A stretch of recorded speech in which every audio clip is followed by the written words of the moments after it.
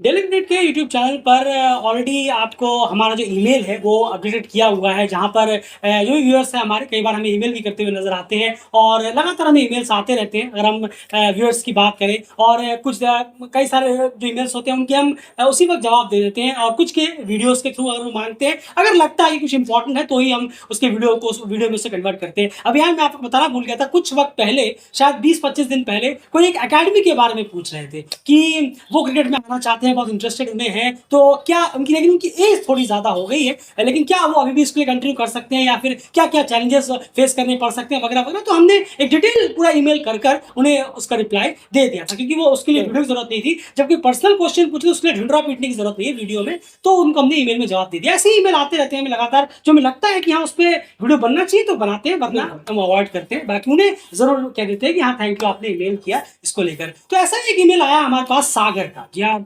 इतना ही उनका नाम था हैंडल में, सागर का ईमेल आया। उन्होंने ये पूछा कि जो करंट स्क्वाड इस वक्त नेपाल की जो वर्ल्ड कप लीग 2 स्कॉटलैंड जाकर खेलने वाली है, उस पूरे स्क्वाड का जो 14 मेंबर्स की जो स्क्वाड है, उस स्क्वाड का यूरोप में परफॉर्मेंस ओडीआई में कैसा रहा है, लॉन्ग फॉर्मेट में कैसा रहा है, जरा उसके बारे में आप जरा अगर बताएं तो बहुत बेहतर रहेगा। तो हमने कहा चलिए ये थोड़ा सा रिलेटेबल भी है, क्योंकि अभी टीम वहां जा रही है, स्कॉटलैंड अभी जाने वाली है, यूके टूर में अभी जा रही है, तो ये वीडियो बनाया जा सकता है और उसमें थोड़ा बहुत इन्फॉर्मेशन ही मिलेगा आप सबको भी जो भी इस वीडियो को सुन रहे हो। तो चलिए इसके बारे में वीडियो बनाए, और अभी थोड़ा सा गैप भी है, अभी फिलहाल कोई मैचेस वगैरह है भी नहीं, तो इस पे वीडियो बनाया जा सकता है। तो एंड सबसे पहले यहाँ पर अगर हम बात करें, सबसे पहले वो 14 नेम आप मुझे बता दीजिए, फिर शुरुआत करें। जरूर देखिए, अगर हम 14 नामों की बात करें, रोहित पुड़ैल जो कप्तान हैं, आसिफ शेख, कुशल भुरतैल, अनिल शाह, भीम शार्की, आरिफ शेख, बशीर अहमद, गुलशन झा, दीपेंद्र सिंगेरी, संदीप लामिछाने, सोमपाल कामी, करण केसी, ललित राजवंशी, नंदन यादव और रीजन ढक्कन। बिल्कुल, तो ये 14 नेम है, आप बहुत बखूबी जानते हैं कि ये 14 नेम जो है स्कॉटलैंड जा रहे हैं अपने अगले cricket world cup league 2 round 13 जो होने वाला है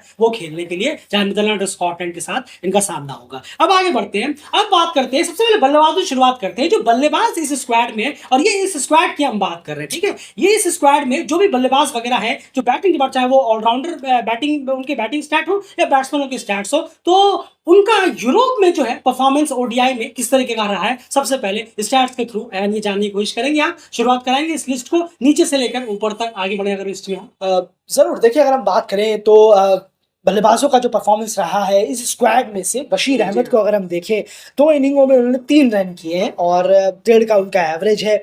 फिर अनिल शाह को देखें हम तो 2 इनिंगों में उन्होंने 25 रन किए हैं और 12.5 का उनका एवरेज है रहा है इन 2 इनिंगों के दौरान। कुशल भुरतैल ने 4 इनिंगें यूरोप में खेली हैं और 57 रन उन्होंने यूरोप रीजन में कंडीशन में बनाए हैं, अराउंड 14.25 के एवरेज से। और वहीं पर अगर हम बात करें रोहित पुड़ैल, जी हाँ रोहित पुड़ैल की, तो 5 इनिंगों में 67 रन उन्होंने किए हैं 16.75 के बैटिंग एवरेज। बिल्कुल, वहीं आगे बढ़े आरिफ शेख, जिन्होंने 6 इनिंग खेली है, 71 रन 14 का एवरेज। दीपेंद्र सिंह एरी 6 इनिंग 104 रन 17 का एवरेज, और आसिफ शेख 4 इनिंग 159 रन और 39.75 का एवरेज। यानी क्लियरली हमें दिख रहा है कि एवरेज जो है बल्लेबाजों के बहुत ज्यादा खराब है, स्ट्रगल करते हुए नजर आए हैं जब यूरोप में। और ऐसा नहीं कि एक आध बार हुआ है, कुछ कुछ को छोड़कर कई कई जो बल्लेबाज हैं वो 4 इनिंग 5 इनिंग 6 इनिंग तक भी पहुंच चुके हैं, लेकिन एवरेज जो है वो आपको दिख रहा होगा आसिफ शेख के अलावा किसी का भी एकदम बेहतर नहीं है। किसी का 20 भी नहीं है, आसिफ का 39.75 एक बेहतर एवरेज जरूर है 4 इनिंग में। तो ये हमारा स्टैट्स आपके सामने रखना था, डिस्कशन हम बहुत बार कर चुके हैं, बार बार एक ही रिपीट करने का कोई फायदा नहीं। उन्होंने हमसे ये पूछा था कि नंबर्स आप बताइए कि आखिर यूरोप में इनका हाल कैसा है, बल्लेबाजों का, गेंदबाजों का, उनके स्टैट्स वगैरह बताइए। तो वही हम आपके सामने सागर प्रेजेंट कर रहे हैं, उम्मीद है कि आप वीडियो सुन रहे होंगे। चलिए, ये बात हो गई बल्लेबाजों के नंबर्स की यूरोप में उड़े। तो आप ये जरा हम भी हैरान हो गए थे कि बशीर अहमद और अनिल शाह यूरोप में ऑलरेडी ओडीआई खेल चुके हैं। अनिल शाह 2018 में खेल चुके थे 2 ओडीआई जो आप उनकी इनिंग देख रहे हैं, और बशीर अहमद 2022 में स्कॉटलैंड में खेला था उन्होंने, जो कि जो प्रोड्यूसर का आखिरी दौरा भी था, जो स्कॉटलैंड को नेपाल ने पहली बार हराया भी था अगर हम बात करें इंटरनेशनल में, तो वो था। उसके बाद एक और स्टैट आपको बताते हैं, यूरोप में ओडीआई में 5 ऐसे नेपाल के बल्लेबाज हैं जिन्होंने हाफ सेंचुरी लगाई। जी हाँ, सिर्फ 5 ऐसे बल्लेबाज हैं जिन्होंने यूरोप में ओडीआई मैचों में नेपाल की टीम के लिए हाफ सेंचुरीज लगाई है। गैस कर सकते हैं आप वो 5 नाम? अभी कमेंट बॉक्स ओपन है, जरूर गैस करिए, लेकिन जब तक आप लिखेंगे तब तक हम अपने 5 नाम आपको बता देते हैं कि आखिर वो 5 नाम कौन से हैं यार।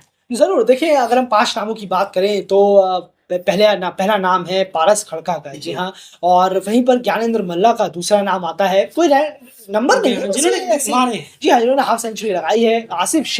आरिफ शेख और सोमपाल कामी, ये वो 5 नाम हैं जिन्होंने यूरोप रीजन में जाकर हाफ सेंचुरी लगाई। बिल्कुल, और इसमें से 3 प्लेयर इस स्क्वाड में हैं जो बिल्कुल। कि जा रहे हैं, तो उम्मीदें रहेंगी। सोमपाल कामी ने एक अच्छी इनिंग खेली थी, याद है हमें उस इनिंग के बारे में, जी हाँ। इसका एनालाइज भी हमने किया था। और आरिफ और आसिफ ने भी यहाँ हाफ सेंचुरी लगाई हुई है। आरिफ और आसिफ का ही हाईएस्ट स्कोर है 71 मेरे ख्याल से, जो कि उन्होंने स्कॉटलैंड के खिलाफ शायद लगाया था। चलिए, ये बात हो गई एक और स्टैट की। अब बात करते हैं बॉलिंग डिपार्टमेंट की तरफ। बॉलिंग की तरफ अगर हम यहाँ पर अब आगे बढ़े तो एंड बॉलिंग डिपार्टमेंट में अगर नंबर्स जानना चाहें यूरोप में ओडीआई में जो इस स्क्वाड में है उन गेंदबाजों की जरा नंबर्स बताएंगे आप? नहीं जरूर, देखिए अगर हम बॉलिंग के डिपार्टमेंट को देखें तो बशीर अहमद ने 3 इनिंगों में सिर्फ 2 विकेट निकाले हैं और 55.5 का बॉलिंग स्ट्राइक रेट है। वहीं पर करण केसी को अगर आप देखें तो 4 इनिंगों में 3 विकेट निकालने में सिर्फ वो कामयाब रहे हैं, 50 का बॉलिंग स्ट्राइक रेट है।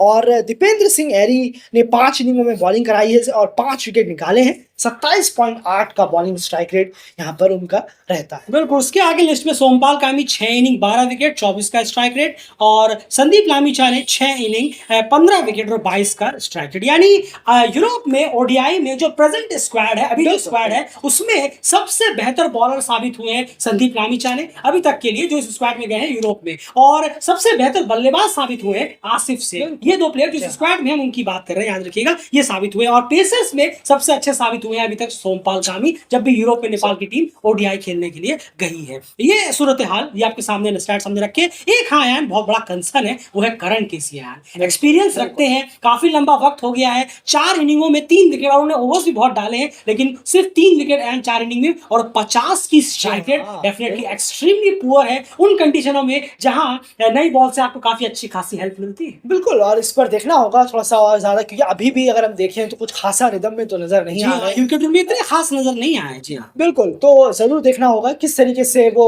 क्या परफॉर्मेंस पे एक बेहतरीन सुधार हमें देखने को मिलता है, या सेम रिपीटेटिव परफॉर्मेंस जो अब तक वो यूरोप रीजन में करते आए हैं वही एक पुअर परफॉर्मेंस कहीं बेहतर बेहतर करना करना है। लेकिन उम्मीद है कि वो बेहतर करते हुए यहाँ नजर। बिल्कुल सीखना पड़ेगा उन्हें, जो मैचेस आप खेल रहे हैं फिर इंप्रूव करना पड़ेगा। आप जो 4 इनिंग पहले खेले थे आप उससे क्या सीखे, जरा सा एब्जॉर्ब करना पड़ेगा। लेकिन करण के नंबर्स, जैसे मैंने आपके सामने कहा, नंबर्स झूठ नहीं बोलते, आपके सामने है 4 मैच में 3 विकेट 50 की स्ट्राइक रेट, डेफिनेटली बहुत पुअर है। अगर आप यहाँ पर किसी पाटा एशियन विकेटों पे करा रहे हो तो फिर भी समझ में आता, आप यूरोप कंडीशन में ये नंबर्स किसी पेसर के नई बॉल से जो आते हैं डेफिनेटली बहुत पुअर नंबर।